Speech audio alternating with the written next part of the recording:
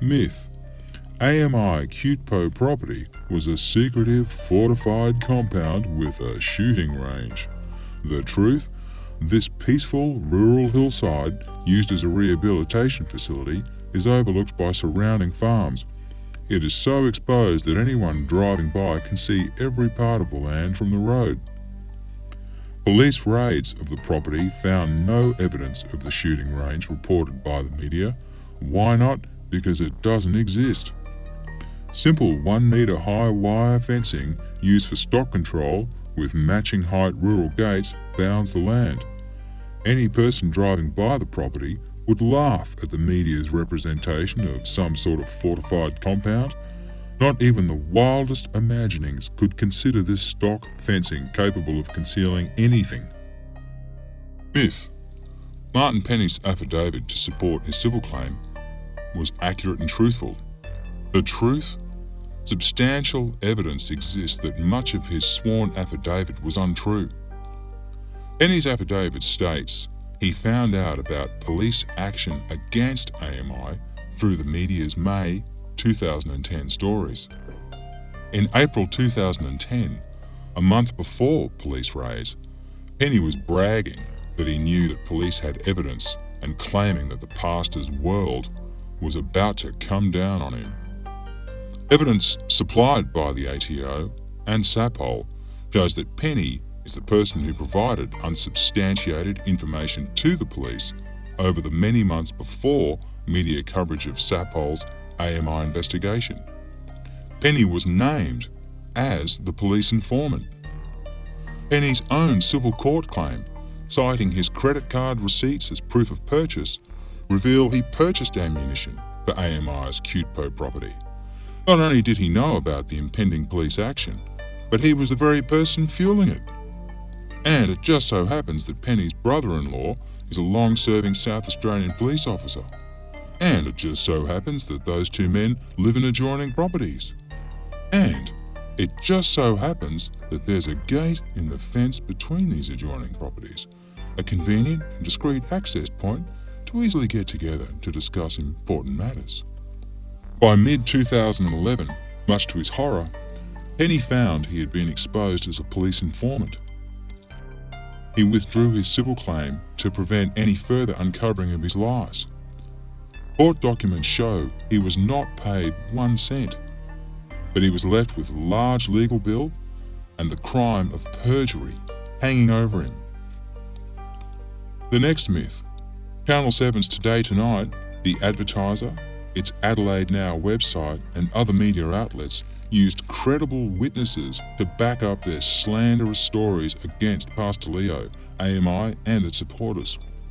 The truth: the Adelaide-based media rejected standard journalistic practices to seek comment from the accused, to fact-check, or to substantiate the claims taken from doubtful sources. In fact, it has been proven that much of the AMI media story content was provided by 1. A person who never even set foot in the church, Leslie Barlygod. 2.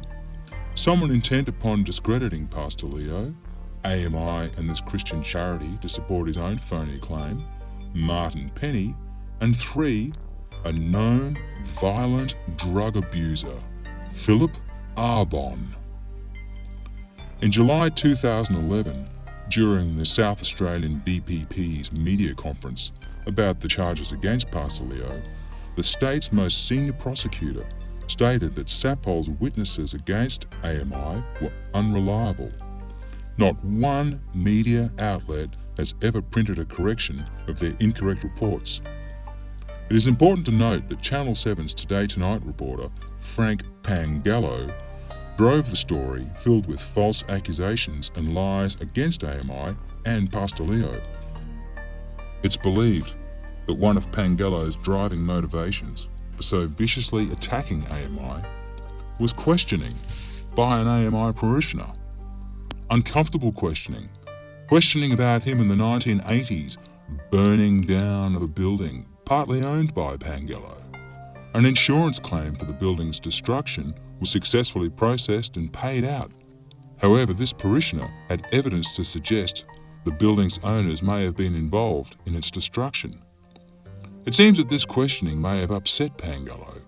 Did it perhaps lead to a desire to more viciously discredit anyone associated with AMI? To try to prevent secrets from being revealed? In April 2010, Day Tonight's executive producer was challenged about airing the false claims about AMI. He said, "I'm not interested in hearing your side. We have our story." It appears that he did not care about reporting the truth. Was he only concerned about his ratings? Next myth, that the South Australian Police Service honours and actively complies with confidentiality of information legislation. The truth, SAPOL appears to leak information to the public and media. For example, a few unused and unsolicited mobile phone numbers were provided to SAPOL to contact an AMI supporter. Somehow within 2 hours, a reporter called this unlisted and unused phone number. Next, Penny's lawyer mysteriously acquired confidential AMI bank account numbers to aid in applying to the court for asset freeze orders. Evidence exists that court authorization to approach banks for this information was not granted until later. Is it simply a coincidence that Penny's brother-in-law and neighbour is a serving police officer, and that SAPOL had access to the bank account details, and that Penny applies to the court for a freeze order over the exact bank accounts? You decide. Next myth. Pastor Leo is an unscrupulous fraudster who preys upon the unfortunate. The truth, as soon as the South Australia Police fraud charges were examined by a competent legal mind, namely the DPP, fraud charges were hastily withdrawn. Pastor Leo is an honest and genuine man of God who has dedicated his life to helping those in need. The media circus surrounding the concocted charges prompted South Australia's DPP to hold a media conference to state there was no chance of a fraud conviction against Pastor Leo. The Director of Public Prosecutions cited unreliability of witnesses and a lack of plausible evidence as key reasons for him not agreeing with SAPOL's vendetta against Pastor Leo, AMI and its supporters.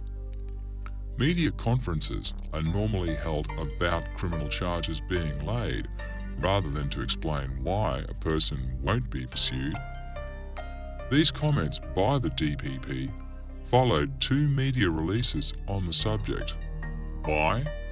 Because the abundant evidence of Pastor Leo's innocence was being ignored by the media and the South Australian Police. Since 1980, Pastor Leo has dedicated himself to helping others, often in detriment to himself and his family. There is no wrongdoing. Next myth. Pastor Leo fled from Australia because of the South Australia Police Service raids.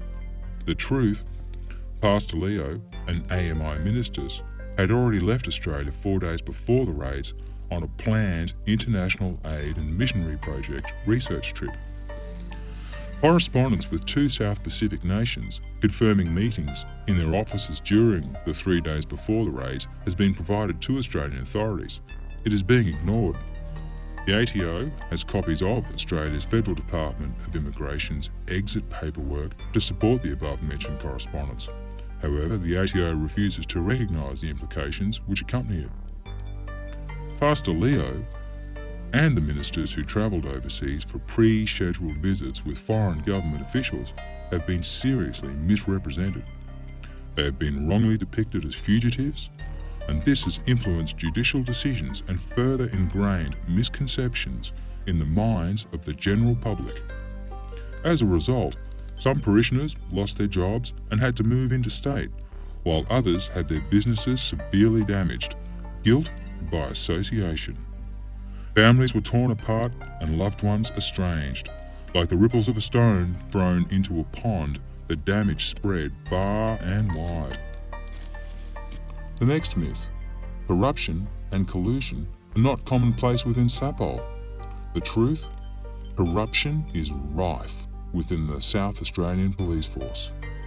For example, in the months leading up to Pastor Leo's planned May 2010 overseas trip, Sapole ignored the reported death threats against him by convicted criminal and known drug abuser Phil Arbon.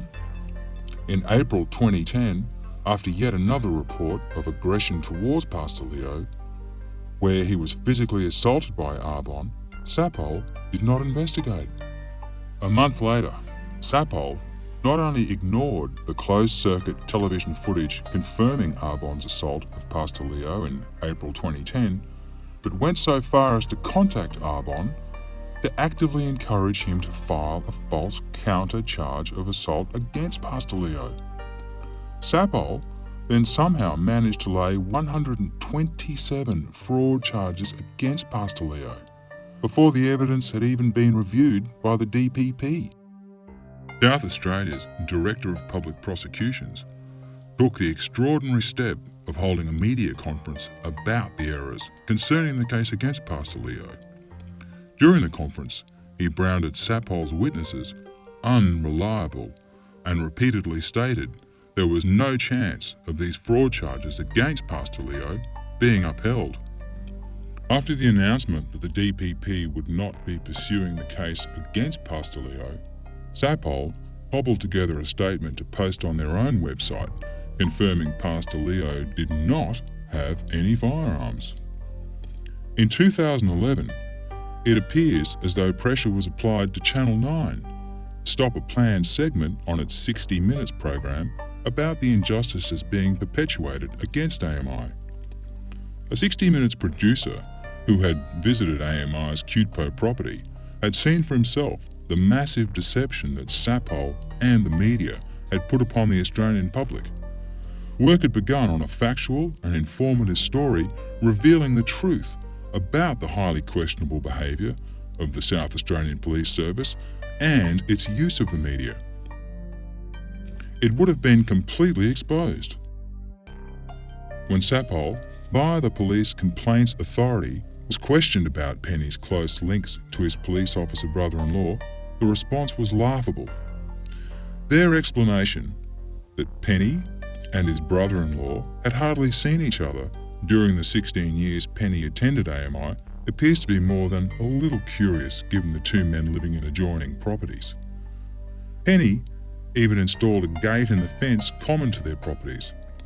Paint professional staff confirm they overheard conversations between Penny and his police officer brother-in-law in late 2009 and early 2010, a time at which Penny was a police informant. Next